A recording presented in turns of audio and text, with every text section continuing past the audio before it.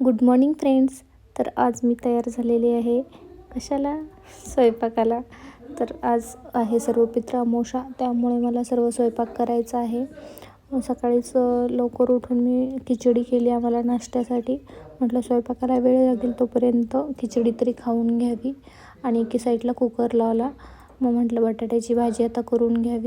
त्यासाठी कांदा मिरची वगैरे कट करून घेतली, बटाटे सोलून घेतले आणि खिचडी जरा झाली होती त्यामुळं खिचडी पण काढून ठेवली मी बाजूला आणि बटाट्याची भाजीची फोडणी दिली.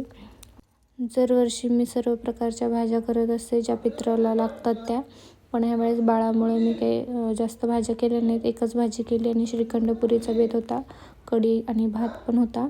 कारण की बाळ खूप आजारी होतं त्यामुळं मला सारखं त्याच्याकडं बघायला लागत होतं, म्हणून मग मी जास्त काही केलं नाही.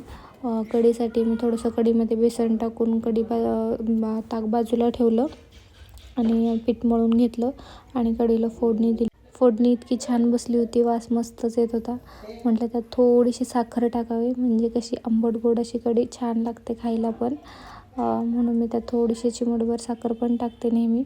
यांचं पण तोवर बाहेर फोटोला हार वगैरे लावणं चाललं होतं आणि दिवा वगैरे लावून तयारी चालली होती. त्यांनाच सांगितलं होतं नैवेद्य वगैरे मी सगळा ताटामध्ये काढून घ्यायला, त्यामुळे ते पण थोडीशी मदत करत होते मला.